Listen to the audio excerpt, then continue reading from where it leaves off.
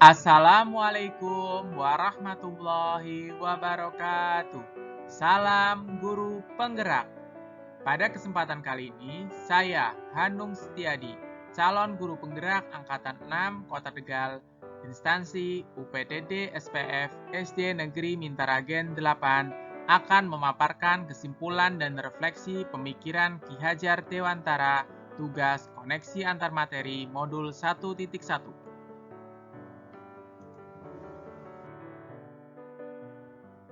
Saya akan merefleksikan diri saya melalui pertanyaan berikut.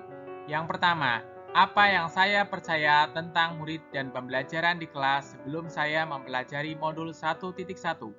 Yang kedua, apa yang berubah dari pemikiran atau perilaku saya setelah mempelajari modul ini? Yang ketiga, apa yang dapat segera saya terapkan lebih baik agar kelas saya mencerminkan pemikiran Ki Hajar Dewantara?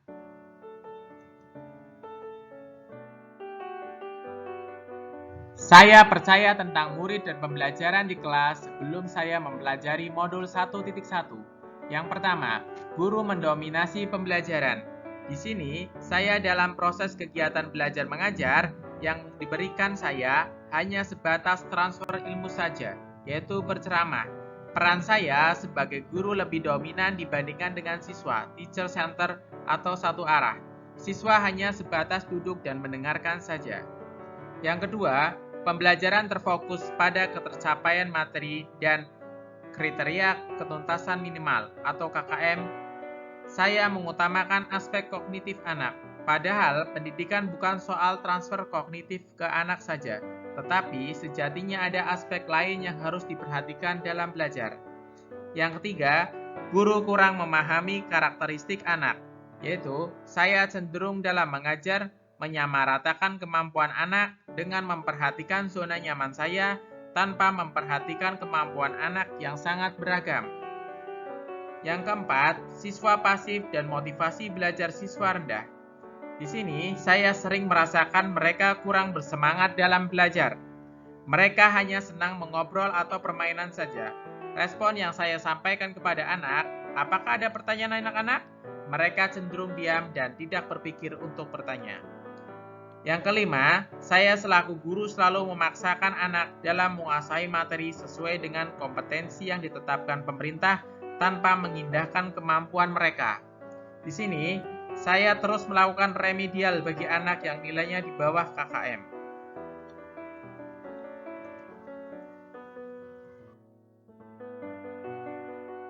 Berikut adalah gambaran suasana kegiatan belajar mengajar sebelum saya mempelajari modul 1.1.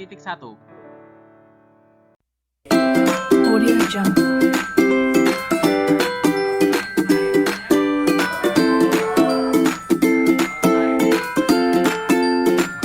Audio Jungle.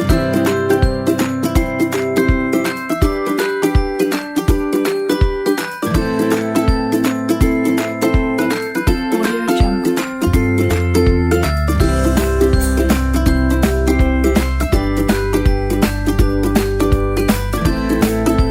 Audio Jungle. Apa yang berubah dari pemikiran atau perilaku saya setelah mempelajari modul ini, yaitu merubah pemikiran dan merubah perilaku. Merubah pemikiran, yang pertama, guru bukan merupakan satu-satunya sumber belajar. Apapun yang ada di lingkungan sekitar, kita bisa gunakan sumber belajar anak. Anak bebas memilih sumber apa dan dari mana yang akan mereka gunakan untuk belajar. Tugas guru hanya menuntun, mengarahkan mana yang baik dan kurang baik.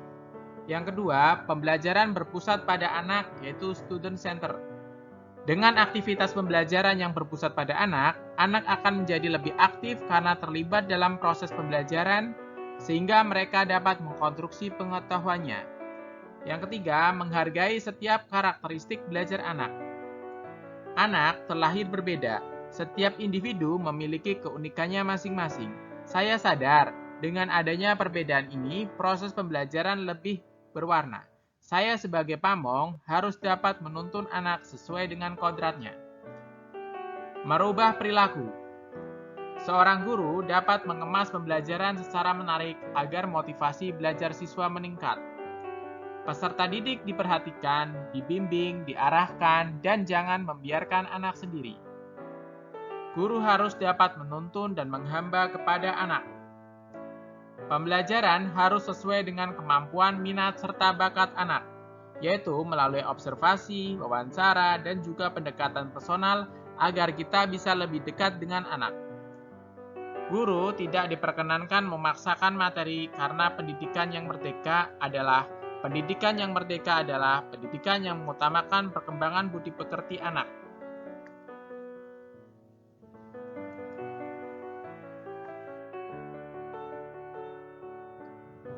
Apa yang dapat segera saya terapkan lebih baik agar kelas saya mencerminkan pemikiran Ki Hajar Dewantara?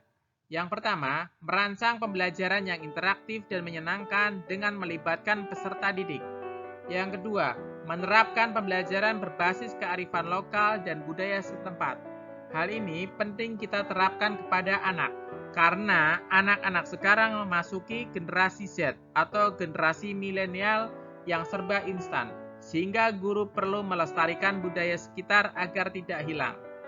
Konsep Merdeka Belajar mengajarkan kita sebagai pendidik. Memberikan kebebasan kepada peserta didik untuk belajar bereksplorasi pengetahuannya sesuai dengan kemampuannya. Tidak memaksakan sesuatu kepada anak dan menuntun mereka menjadi anak yang berbudi luhur sesuai dengan kodrat alam dan kodrat zaman, serta menghargai perubahan dan kebudayaan. Yang terakhir, mengintegrasikan permainan dalam pembelajaran agar suasana di kelas menjadi menyenangkan.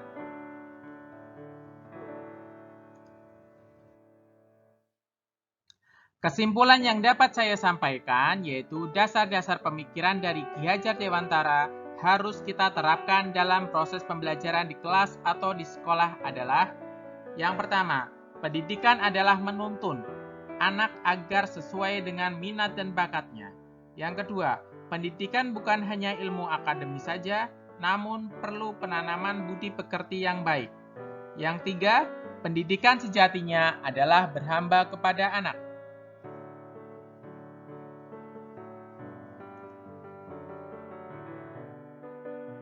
Demikian pemaparan tentang koneksi antar materi pemikiran Ki Hajar Dewantara. Mohon maaf bila ada salah kata dalam penyampaian. Salam guru penggerak, salam bahagia. Wassalamualaikum warahmatullahi wabarakatuh.